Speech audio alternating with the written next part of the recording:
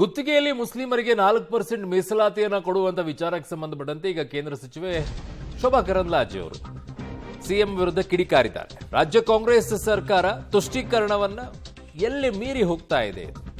SC ಮೀಸಲಾತಿ cut ಮಾಡಿ ಮುಸ್ಲಿಮರಿಗೆ ಕೊಡಲು ಮುಂದಾಗಿದೆ. ಆಗಸ್ಟ್ನಲ್ಲೇ ಮುಸ್ಲಿಂ ನಾಯಕರು ಸಿದ್ದರಾಮಯ್ಯನವರಿಗೆ ಮನವಿಯನ್ನ ಸಲ್ಲಿಕೆಯನ್ನ ಮಾಡಿದ್ರು.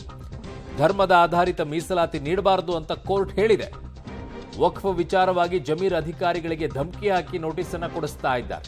ದೆಹಲಿಯಲ್ಲಿ ಸುದ್ದಿಗೋಷ್ಠಿಯನ್ನು ನಡೆಸಿದಂತ ಕೇಂದ್ರ ಸಚಿವೆ ಶೋಭಾ ಕರಂದ್ಲಾಜೆ ಅವರು ರಾಜ್ಯ ಸರ್ಕಾರವನ್ನ ಟೀಕೆಯನ್ನ ಮಾಡಿದ್ದಾರೆ. ಜೊತೆಗೆ ಮುಖ್ಯಮಂತ್ರಿಗಳಿಗೂ ಕೂಡ ಕಿಡಿಕಾರಿದ್ದಾರೆ. ಕರ್ನಾಟಕದಲ್ಲಿರುವಂಥ ಕಾಂಗ್ರೆಸ್ ಸರ್ಕಾರ ಸಿದ್ದರಾಮಯ್ಯನವರ ನೇತೃತ್ವದಲ್ಲಿ ನಿರಂತರವಾಗಿ ತುಷ್ಟೀಕರಣದ ರಾಜನೀತಿಯನ್ನು ಮಾಡ್ತಾ ಇದೆ. ತುಷ್ಟೀಕರಣ ಎಲ್ಲೆಯನ್ನು ಮೀರಿದೆ. ಸಿದ್ದರಾಮಯ್ಯನವರು ಮುಸಲ್ಮಾನರಿಗೆ 10,000 ಕೋಟಿ ಸ್ಪೆಷಲ್ ಫಂಡನ್ನು ಕೊಡ್ತೀವಿ ಅಂತ ಹೇಳಿದರು.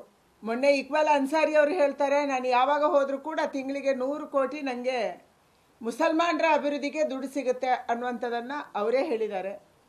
ಬೆಂಗಳೂರು ಮತ್ತು ಹುಬ್ಬಳ್ಳಿಯಲ್ಲಿ ಮುಸಲ್ಮಾನರ ಒಂದು ಗುಂಪು ಅಂಗಡಿಗಳನ್ನು ಸುಟ್ಟು ಹಾಕ್ತು, ಪೊಲೀಸ್ ಸ್ಟೇಷನನ್ನು ಸುಟ್ಟು ಹಾಕ್ತು, ಮನೆಗಳಿಗೆ ಕಲ್ಲು ಹೊಡೀತು. ಇಂಥವರ ಕೇಸನ್ನು ಏಕಾಏಕಿಯಾಗಿ ಹುಬ್ಬಳ್ಳಿಯಲ್ಲಿ ವಾಪಸ್ ತಗೊಂಡ್ರು. ವಕ್ಫ್ ಕರ್ನಾಟಕ ರಾಜ್ಯದಲ್ಲಿ ಹೊಸದಾಗಿ ಹೊಸ